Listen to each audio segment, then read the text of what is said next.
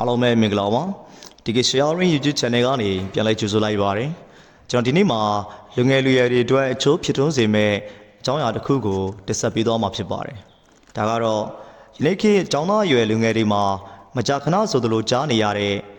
ကြက်လိုက်တဲ့စားတွေအလွယ်တကူမေ့သွားတယ်ဆိုတဲ့ကိစ္စရပ်နဲ့ပတ်သက်ပြီးဘာကြောင့်ဒီလိုတွေဖြစ်ရတယ်လဲဒါကိုဘယ်လိုပြုပြင်လို့ရတယ်လဲဆိုတဲ့နည်းလမ်းတွေကိုကျွန်တော်ဒီနေ့တင်ဆက်ပေးသွားမှာဖြစ်ပါတယ်ဘာကြောင့်လဲဆိုရင်ဒီနေ့ခေတ်မှာကျောင်းသားအရွယ်လူငယ်တွေကြားမှာခရဏကြားနေရတဲ့အရာကကြက်ထားတဲ့စာတွေကိုမမိတော့ဘူးညကတော့အိမ်မှာကြက်ထားတာရသေးတယ်အခုမိသွားပြီကြက်တုံးကတော့ရတယ်ဆောင်းမုန်းကန်းနဲ့ရောက်တော့မှမိသွားတာအဆရှိတဲ့စကားတွေပဲဖြစ်ပါတယ်ဒီလိုဖြစ်လာတာကတယောက်လည်းမဟုတ်နှစ်ယောက်လည်းမဟုတ်ကျောင်းသားအများစုမှာဖြစ်လာတာဖြစ်တဲ့အတွက်ကြောင့်ဒါဟာဘာကြောင့်ဖြစ်ရတယ်လဲဆိုတာကိုကျွန်တော်ဒီနေ့တင်ဆက်ပေးသွားမှာဖြစ်ပါတယ်ဒီနေရာမှာနှစ်ချက်ရှိပါတယ်ပထမအချက်ကတော့စာချက်နီးမှားယွင်းနေတာကြောင့်ဖြစ်ပါတယ်ဒုတိယအချက်ကတော့တခြားသောပြင်ပအကြောင်းအရာတွေကကျောင်းသားတူရဲ့စိတ်ထဲမှာပုံမလွှမ်းမိုးနေလို့ပဲဖြစ်ပါတယ်ပထမဆုံးအချက်ဖြစ်တဲ့စာချက်နီးမှားယွင်းနေတယ်ဆိုတဲ့နေရာမှာ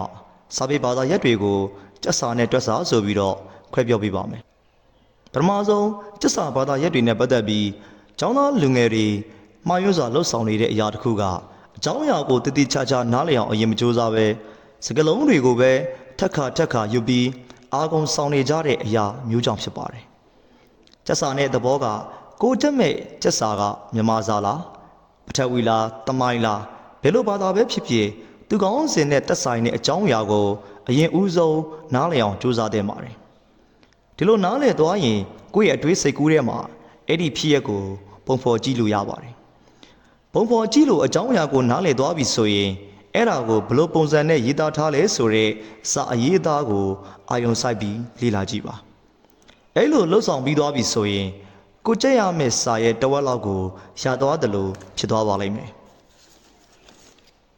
ပြီးတော့မှစာကို3လောက်ရွတ်ဆိုလိုက်မယ်ဆိုရင်အဲ့ဒီစာရဲ့80%လောက်ကိုရသွားပြီလို့သတ်မှတ်လို့ရပါတယ်ဒီနေရာမှာတခုသတိပေးခြင်းတဲ့အရာကစာတစ်ခုကိုဣတိမရွေတိတိကျကျကျက်နိုင်ရမယ်လို့မဆိုလိုပါဘူးအကြောင်းအရာကိုတည်တည်ချာချာနားလည်သဘောပေါက်ထားရင်ကိုသိတဲ့အတီအတိုင်းအစင်းပြေအောင်ပြန်ပြောပြနိုင်မယ်ရေးပြနိုင်မယ်ဆိုရင်ပိုလို့တော့ကောင်းမွန်တယ်လို့ဆိုရမှာပဲဖြစ်ပါတယ် Open question တွေကိုဖြေဆိုတဲ့အခါမှာကျောင်းသားတွေအနေနဲ့ကိုဘလောက်ချက်ထားလဲဆိုတာထက်ကိုဘလောက် creative လုပ်ပြီးအကြောင်းအရာကိုချင်းကပ်ရေးသားနိုင်တယ်လဲဆိုတာကပိုပြီးတော့အရေးကြီးတာဖြစ်ပါတယ်ဒါပေမဲ့ယနေ့ကျောင်းသားလူငယ်တွေအများစုကိုလေ့လာကြည့်တဲ့အခါမှာကျောင်းသားလူငယ်အများစုကအကြောင်းအရာကိုနားလည်ဖို့ကြိုးစားရမှာကိုအချိန်မပေးကြင်ကြပဲစာမျက်နှာနဲ့ကြက်လိုက်မဲဆိုတဲ့ mindset ကြီးကသူတို့တွေကိုပိုပြီးဒုက္ခရောက်စေနိုင်တယ်ဆိုတာကိုမသိကြတာပဲဖြစ်ပါတယ်တချို့ဆိုရင်စာတပုတ်လုံးသာဆိုသွားတာအဲ့ဒီစာထဲမှာပါတဲ့အကြောင်းအရာကိုပြန်ပြီးမေးရင်တော့ကြောင်တောင်ဖြစ်နေတတ်ကြတာကိုတွေ့ရလိမ့်ရှိပါတယ်တနည်းပြောရရင်အလွယ်လန်းကိုလိုက်လို့စိမ့်နဲ့အကြောင်းအရာတွေကိုနားလည်အောင်မလုပ်ဘဲမျက်စိစုံမိတ်ချက်ပစ်လိုက်တာကကြက်တူရေးစာကားပြောတယ်လို့ပဲဖြစ်ပါတယ်ပြောတာဘယ်အဓိပ္ပာယ်ကိုဆိုလိုရဲဆိုတာကိုမသိတယ်လို့ပါပဲဒါကို parallel learning လို့ခေါ်ပါတယ်ဒီလိုအချင်းစရိုက်က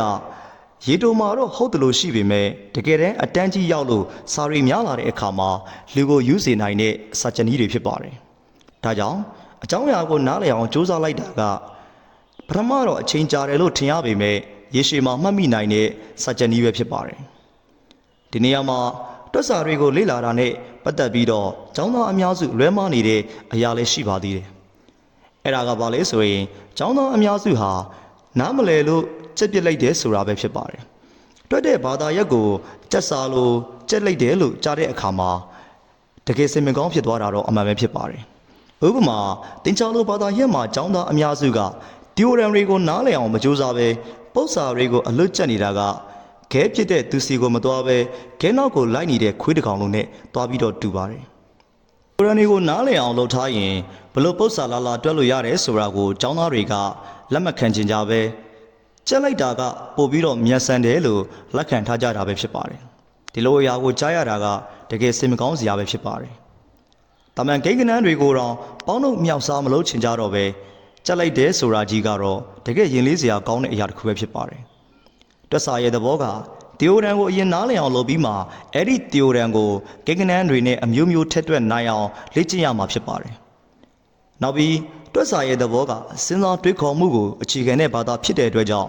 စဉ်းစားဆင်ခြင်မှုနဲ့ယုတ်တိရှိစဉ်းစားတွေးခေါ်မှုတွေကိုလေ့ကျင့်ပေးတဲ့ဘာသာဖြစ်ပါတယ်။ဒါကြောင့်တွက်စာကိုလေ့ကျင့်တဲ့အခါမှာတည်တင်တည်ထားတဲ့ theorem တွေကိုကြက်မဲ့ရမှာမှန်ပေမဲ့စဉ်းစားတွေးခေါ်မှုနဲ့ပေါင်းစပ်ပြီးတော့မှပု္ပ္ပစာတွေကိုဖြည့်ရှင်းရတာဖြစ်ပါတယ်။ဒီလိုမျိုးပု္ပ္ပစာရဲ့သဘောတရားနဲ့ဘာကြောင့်ဒီလိုဖြည့်ရှင်းရတယ်လဲဆိုတာကိုအကြောင်းရင်းကိုသိထားမှသာလျှင်ဘယ်မှန်တွက်မိသွားတယ်ဆိုတဲ့အဖြစ်မျိုးတွေကြုံတွေ့ရမှာမဟုတ်ပါဘူး။တကယ်လို့မိသွားတယ်ဆိုရင်တော့ပြန်စင်းစားလိုက်ရင်ပေါ်လာနိုင်တဲ့နည်းလမ်းပဲဖြစ်ပါတယ်။ဒုတိယအချက်ဖြစ်တဲ့တခြားပြင်ပအကြောင်းအရာတွေကြောင့်လဲစာရီမတ်မိတာမျိုးလည်းရှိပါတယ်။ဥပမာမိသားစုကိစ္စကြောင့်စိတ်ကမကြည်လင်တဲ့အချိန်မှာစာပေါ်မှာစိတ်အပြည့်အဝအာရုံမစိုက်လိုက်ရတာတွေနောက်ပြီးကျောင်းသားလူငယ်အများစုဖြစ်တဲ့အရာက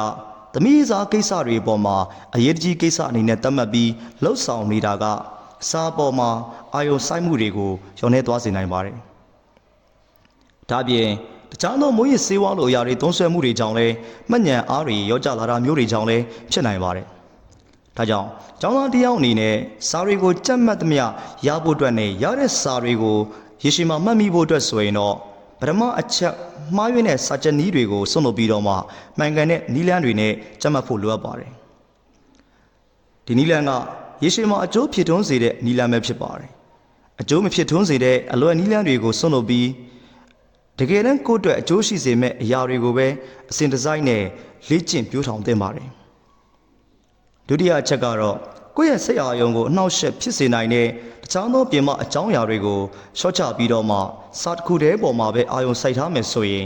ယနေ့လူငယ်တွေကြုံတွေ့နေရတဲ့စာမေ့လွယ်တဲ့ယောဂါကိုကုစားနိုင်မယ်လို့ယုံကြည်ပါတယ်။ကျွန်တော်ဒီနေ့တင်ဆက်ပေးခဲ့တဲ့အကြောင်းအရာကကျောင်းသားလူငယ်တွေအတွက်အကျိုးတစုံတရာဖြစ်ထွန်းစေမယ်လို့ယုံကြည်ပါတယ်။နောက်နေ့မှာလည်းပဲအခုလိုမျိုးလူငယ်တွေအတွက်အကျိုးရှိစေမယ့်အကြောင်းအရာတွေအပြင်တခြားသောဘုဒ္ဓရပွေရာအကြောင်းအရာတွေကိုပုံမှန်တင်ဆက်ပေးသွားမှာဖြစ်တဲ့အတွက်ကြောင့်ကျွန်တော်ရဲ့ channel လေးကို subscribe လုပ်ထားပေးဖို့အတွက်လည်းတောင်းဆိုလိုက်ပါတယ်။